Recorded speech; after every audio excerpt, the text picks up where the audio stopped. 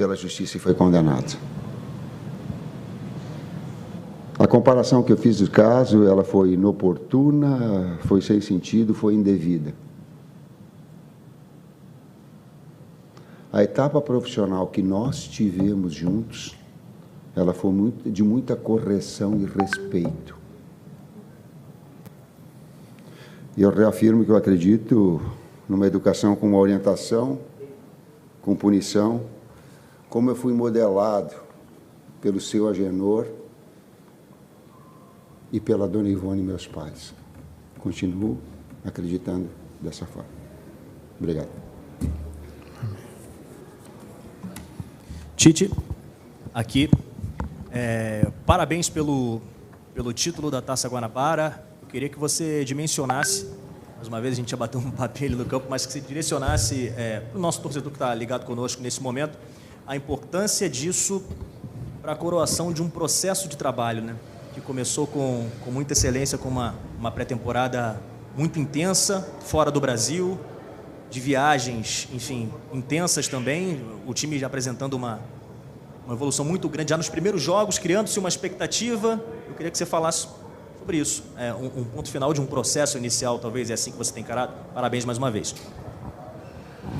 É difícil a gente pegar do início até agora, mas eu vou pegar a fala do Arrascaeta momentos antes da nossa oração. O troféu ali na frente, ele disse assim, foi muito merecedor. Se não com essas palavras, foi merecido todo o nosso trabalho em função do título conquistado. Agora, é também ter essa alegria e que essa alegria seja energia para que a gente volte para o trabalho para ser melhor do que nós já estávamos. O Arrascaeta fala pouco, mas quando ele fala com muito conteúdo. É a mesma ideia que eu tenho. E acrescentando, também ele ressaltou a participação do Gerson, né, nessa conquista. Infelizmente não esteve conosco hoje, mas tem um papel direto em tudo isso que a gente vem construindo, né? E a gente está orando bastante aí para que no tempo de Deus ele possa voltar restabelecido e nos ajudar também. Tite, César, aqui na tua esquerda, Gustavo Henrique. Ô Tite, se a gente for olhar tecnicamente, é a menor das conquistas em termos simbólicos de taça que o Flamengo poderia ter. Porém, no ano passado foram 7 taças disputadas e nenhuma conquistada. Você, enquanto técnico, enquanto professor, um homem que entende da mente do ser humano e principalmente dos jogadores, qual é o valor simbólico e psicológico que essa conquista tem para um começo de trabalho num ano que parece ser tão promissor? É muito difícil responder isso, dimensionar esses aspectos todos. O que eu posso te dizer, e o César vai me ajudar na frente, é a satisfação que a gente tem do trabalho, do desenvolvimento do trabalho todo. Sabe, quando a gente olha, e eu colocava antes desse jogo especificamente, a gente não quer só ser campeão, a gente quer ser campeão tendo um grande futebol, sendo melhor que o adversário, aliás, sendo a equipe mais disciplinada do campeonato.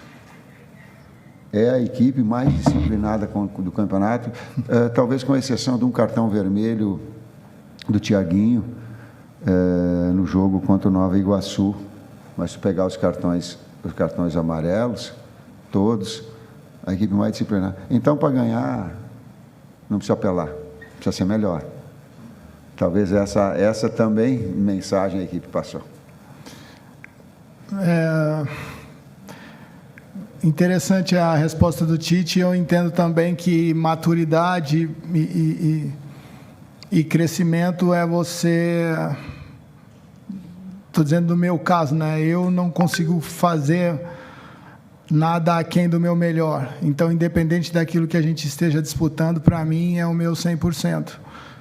Eu entendo a pergunta perfeitamente, porém, sim, a grandeza do Flamengo requer com que a cada dia que a gente saia de casa, a gente saia para fazer o nosso melhor. E é assim que a gente vem construindo essa estrutura, né, técnica e tática, e principalmente essa relação humana. Os atletas assim, têm entendido bem que para que a gente possa produzir, a gente tem que abnegar de algumas coisas, abrir mão, não dá para ter tudo ao mesmo tempo. E acho que essa conquista significa muito isso, né? Vamos precisar de todos e todos têm que estar preparados. Boa noite, Tite. Boa noite, César. Aqui Sidão Marinho da Litoral News. Parabéns pela primeira taça com o Flamengo. Se vocês pudessem definir essa conquista em uma frase, uma palavra, qual seria o significado dessa conquista inicial com o Flamengo?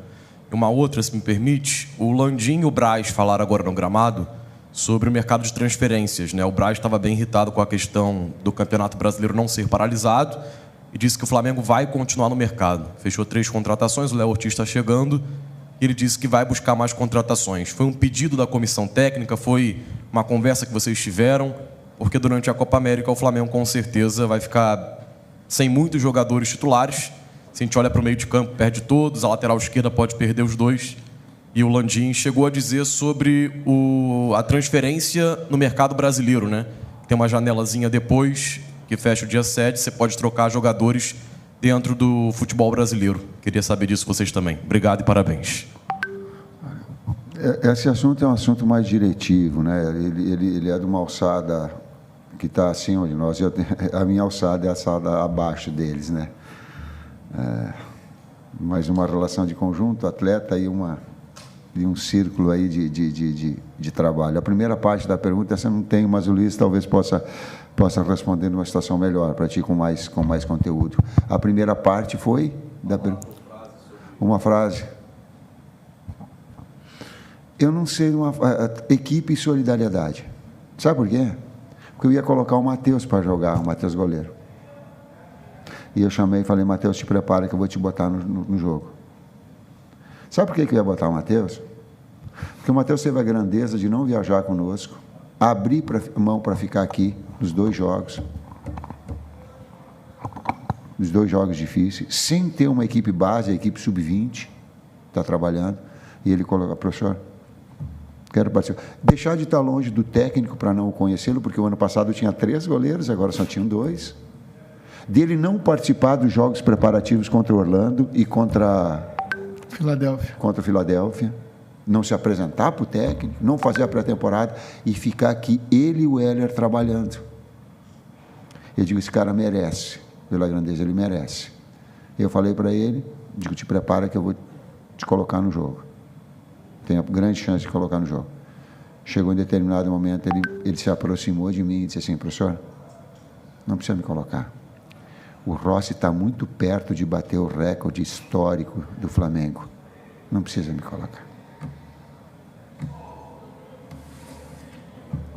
Tite, César, aqui no meio. Monique Danello, TNT Esportes.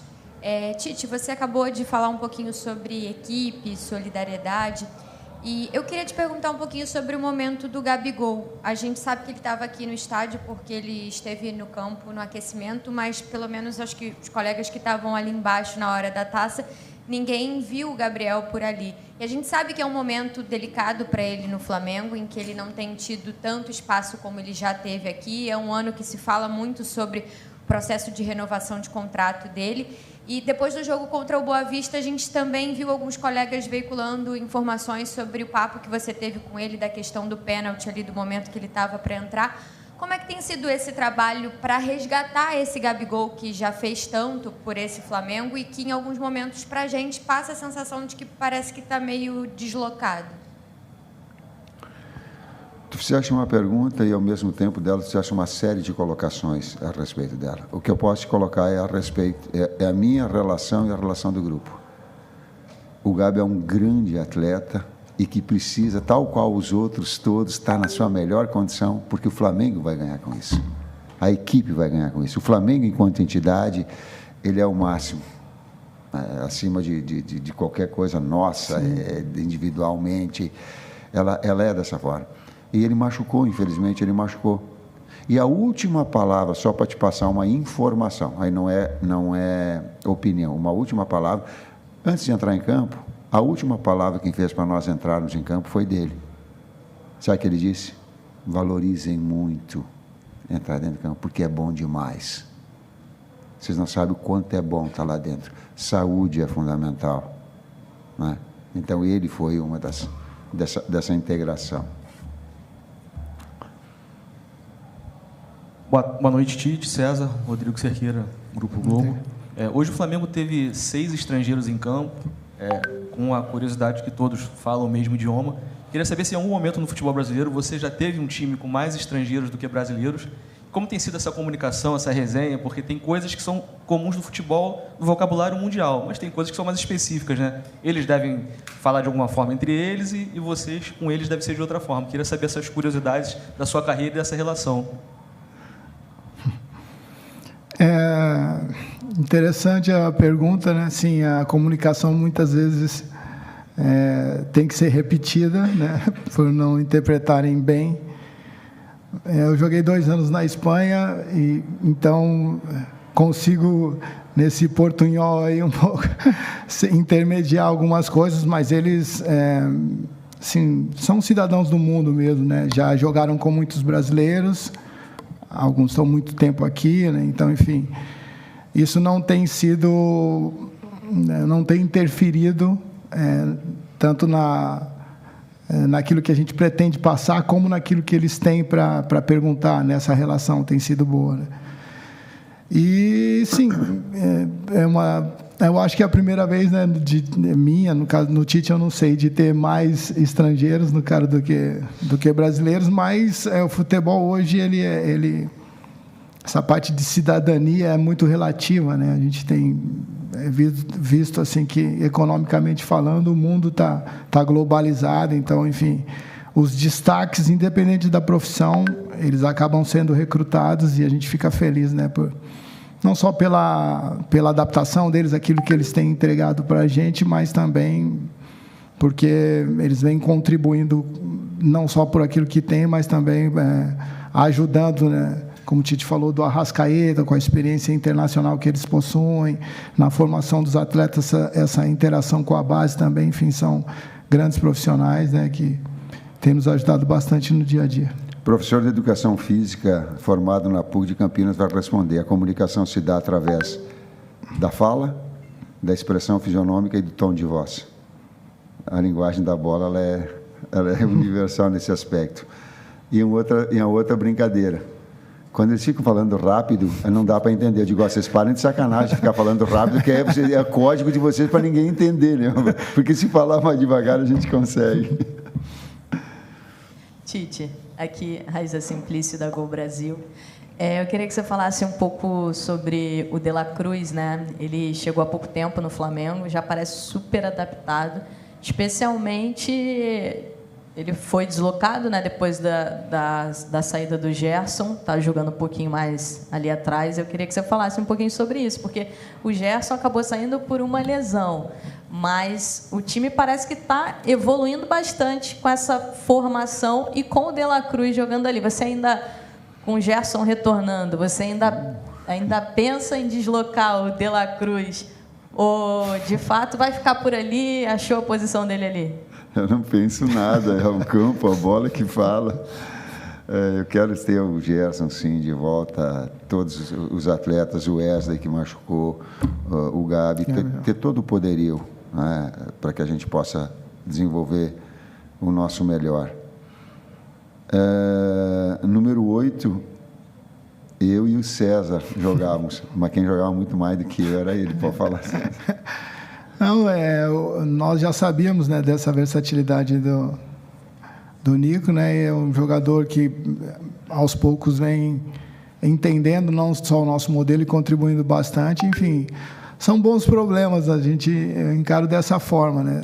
O Gerson também é o nosso capitão, tem uma presença marcante dentro desse todo e mais soluções nós temos, né, para um ano aí de um calendário árduo, assim, mas A gente fica feliz com a evolução do De La Cruz e a gente vem entendendo o atleta também, né? Assim, não é só de lá para cá ele para conosco, nós também para com ele, e entendemos aí que nas duas maneiras podemos evoluir bastante. 2 atletas versáteis que trabalham em 3 funções com naturalidade. Tite, boa noite César, boa noite. Parabéns pelo título. Tite, eu sei que são muitas perguntas, mas vou lembrar de uma que eu fiz na sua coletiva de apresentação lá no Ninho, e a minha pergunta ainda, claro, era sobre aquele Flamengo do ano passado, que oscilava muito dentro das partidas, e o senhor sempre falou muito, e até depois daquela primeira coletiva, o senhor sempre falou muito em equilíbrio. Hoje, o Flamengo, inclusive, o senhor também fez questão de lembrar da situação do Rossi, né? Mas aí a gente fala de um time inteiro que não está sofrendo gols, está sabendo atacar, está sabendo se defender. Então, eu queria que o senhor falasse, dentro desse processo, e a gente está falando aí de 5 meses que o senhor está à frente do Flamengo, como é que o senhor acha que está o patamar do equilíbrio necessário para essa equipe para uma temporada inteira? Então, eu gostaria que o senhor fizesse essa análise, desde a sua chegada até esse ponto que o Flamengo já se encontra hoje. Obrigado e parabéns. Eu repito, ter equilíbrio é muito difícil, enquanto equipe e como pessoa. Eu tenho essa dificuldade. Às vezes a pessoa, pô, tu é tranquilo, tu é calmo, não sou. Eu procuro constantemente me equilibrar, porque é desafiador. Ter uma equipe também que entenda dessa forma e que a metodologia do trabalho ela se desenvolva, também é os atletas entenderem que daqui a pouco, se tu faz uma marcação alta, tu vai dar espaço para o adversário nas costas da sua linha defensiva, mas algum risco tu vai correr. Mas na medida que tu consegue também pressionar, tu fica mais tempo com a bola, tu cria mais oportunidades, tu desgasta o adversário. Mas se em algum momento o adversário, de novo, equilíbrio, conseguir furar esse primeiro, vem em bloco médio. Saiba jogar em bloco médio. No terceiro estágio, ele conseguiu te empurrar para trás, tem que saber jogar em contra-ataque. Uma vez o Ancelotti fez essa resposta e disse assim, vocês estão falando que joga em contra-ataque. É muito difícil jogar em contra-ataque. É também desafiador. Procurar esse ponto de equilíbrio vai ser constantemente, com as palavras do Arrascaeta, dizendo assim, procurar evoluir. Esse estágio vai ter que ir para o melhor. Para o melhor. Para o melhor. Fez 3 gols, daqui a pouco a exigência mais. É uma equipe que tem feito muitos gols. Equilíbrio, de novo. Boa noite, professor Tite, César, Bruno Castanha, parabéns pelo título, pelo trabalho. Hoje você conseguiu, dentro do jogo, fazer algumas mudanças sem mexer na estrutura, tendo o Vitor Hugo aberto e o Matheus Gonçalves por dentro. A gente que acompanha a base acostumou a ver os dois ao contrário, né? O Matheus Gonçalves jogando por fora e o Vitor Hugo jogando centralizado. E o Bruno Henrique, acho que é a primeira vez que você usa o Bruno Henrique jogando como um centroavante nessa oportunidade. Queria que você falasse um pouquinho sobre isso. E acho que agora já pode falar sobre o Léo Ortiz, o jogador que você já convocou quando estava na seleção e que finalmente, depois de uma negociação tão difícil, né, chegando agora para reforçar o Flamengo. Obrigado. Às vezes o campo mostra certas coisas para a gente. O Vitor, pelo lado, ele tem uma capacidade, uma força impressionante. O lance pessoal, a condução, é impressionante, de uma recomposição no setor impressionante. O Matheus é um jogador de muita qualidade técnica, de muito refino, móvel. Porém, ele é de lado para dentro e o outro foi originário do centro. Porém, nos nossos treinamentos, eles têm entrado nos jogos da situação diferente, como aconteceu o Vitor pelo lado, o Matheus adaptando em treinamento também dessa situação, mas também sabendo que é do lado para dentro. E nós colocamos assim, deu uns 10, 15 minutos, eu falei para o Kleber, digo, olha, Kleber, lá, o que aconteceu? Eles trocaram. Eles trocaram um pouquinho, porque o Matheus se sente um pouquinho melhor fora, e o Vitor das duas formas. O Vitor consegue fazer as duas formas de atuação, as duas funções. Eu vejo importante, são jogadores ainda em formação e terem essa experiência, né, em 2 setores. Em crescimento, nós ganhamos com isso, né, e eles também, com esse tipo de jogo, né, jogando uma final, tendo a oportunidade de ter esses minutos em uma final, também agrega muito valor. E sim, a gente, nesse processo de conhecimento também, a gente vai entendendo o melhor deles dentro do nosso modelo e respeitando muito o que o jogo pede. Hoje nós já saímos com mais algumas alternativas aí. O Flamengo cresce com isso. Bruno ataca espaço pra caramba. Talvez seja o jogador que mais qualidade tenha de infiltração de toda a equipe. Ele é letal, talvez usando. Ele é letal. Eu lembro que no jogo ele entrou do lado e o Arrascaeta, sem olhar, pegou e meteu uma bola longa. Quando eu vi, quase na cara do gol, então ele tem essas... E já jogou em outras oportunidades aqui também, nessa função. Sem esquecer, desculpa, de que a gente quer também a saúde do Fabrício, que ele saiu Sim. e preocupou. Eu espero que não seja também nada mais grave.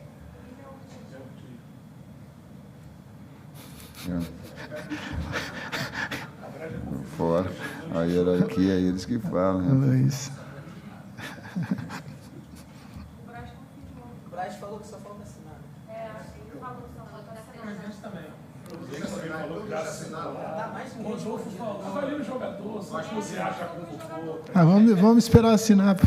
Falta assinar. Vamos esperar. Esperar. Foram mais de aliado. Falaram que os 3 jogadores que você pediu foram os 3 que ele contratou. Já está ficando. Isso foi o Marcos Braz. Tem mais algum jogador que você pediu? É consenso. É aquilo que o Flamengo entenda o mais importante. Eu entendi o que o Marcos colocou, mas foi uma situação consensual daquilo que possa ter de qualidade. Eu sei da minha hierarquia, já tenho uma experiência. O clube não tem que estar à mercê do técnico e nem eu tenho essa pretensão. A gente coloca nomes, agora tem todo um departamento específico, né, de análise, de que passa por uma série de... É um retrocesso achar que o técnico vem e vai dar nome, vai dar... Não é assim. É um Flamengo acima de qualquer coisa, né? Boa noite, Tite. Léo José, do Coluna do Fla. Recentemente, a CBF divulgou aí a tabela do Campeonato Brasileiro e o Flamengo, ele corre o risco... Aqui. E o Flamengo corre o risco de ficar de 7 a 9 rodadas aí com uma série de desfalques, né? Inclusive, o meio de campo hoje foi Pulgar, Arrascaeta e De La Cruz. São 3 jogadores que frequentemente estão convocados aí para Chile e também para a seleção uruguaia. O Ayrton Lucas também foi convocado pela seleção brasileira, então mostra que está no radar aí do Dorival Júnior.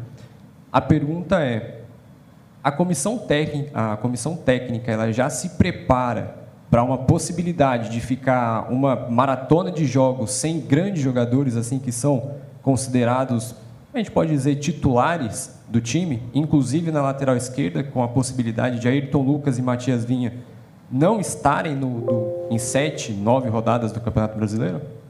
Hierarquias. Eu vou trabalhar sempre para que todo atleta do Flamengo seja convocado para suas seleções. Por quê? Porque a área técnica é de evolução. Eu não tenho direito absolutamente de crescimento, de uma valorização profissional do atleta. Não, vou fomentar o tempo todo. Mas ele vai até a minha hierarquia, que é a hierarquia técnica. A partir daí, há todo um aspecto diretivo que está acima. E que aí sim, nessa alçada, vai falar com o CBF, vai falar com outros clubes. Aí é numa alçada superior. Por quê? Porque há interesses que eles são do clube e dos investimentos que faz. Eu da área técnica e o clube dessa forma em relação aos seus atletas.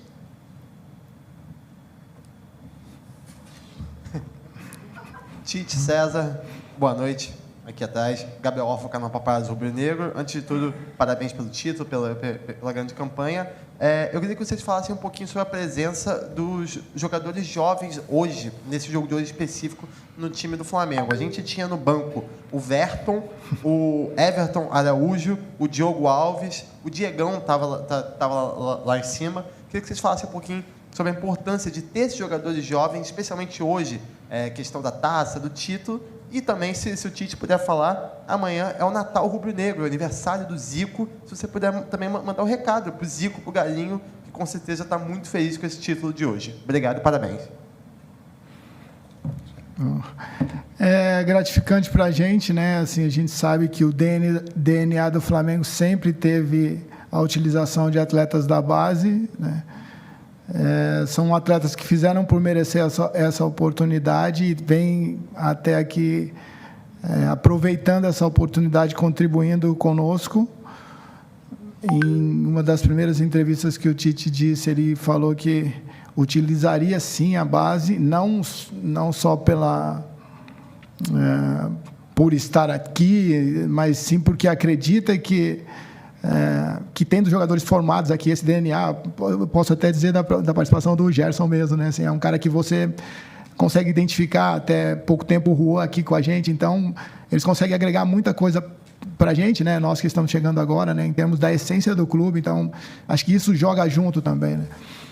E esperamos que eles possam fazer o que fizeram na base, o que os trouxeram até aqui, né? O Igor também, o Everton Araújo, hoje, o Diego, como já foram falados, né? O que os trouxeram até essa oportunidade, possam aproveitar e repetir, né? Essa performance conosco, né?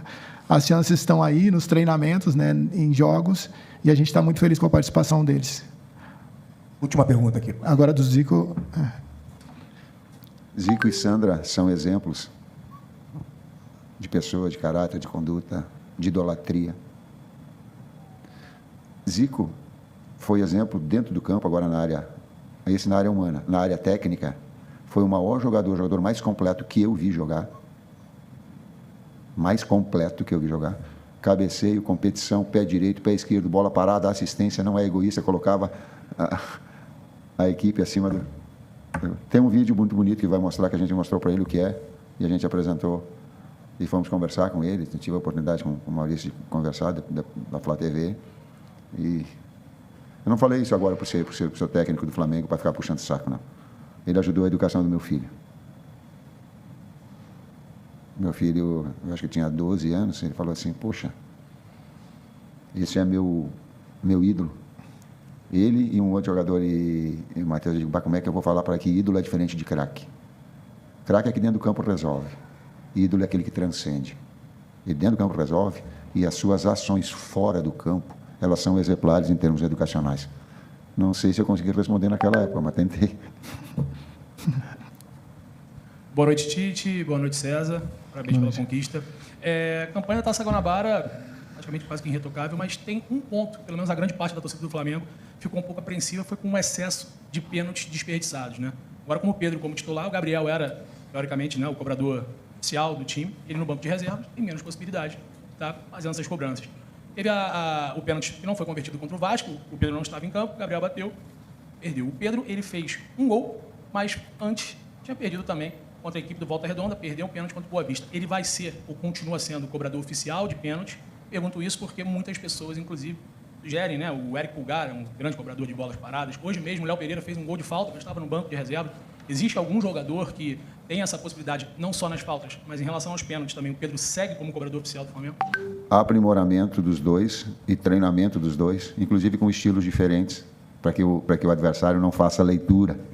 Assim como outros jogadores já também treinando, eu estou olhando para o Kleber, para o Matheus, todos eles, que a gente está treinando também uma gama de maiores e mudando também as características para que o adversário não tenha a leitura da forma com que bata. É isso, Zé? Sim, do gesto técnico, né? Temos outros cobradores também. E reforçando, né? Como o Tite falou, é trabalhar mesmo, né? Dia a dia está variando também. Os cobradores oficiais, eles ficam mais visados assim. Mas sim, é o gesto técnico e aprimoramento nos treinamentos. Obrigado, pessoal. Tá aí.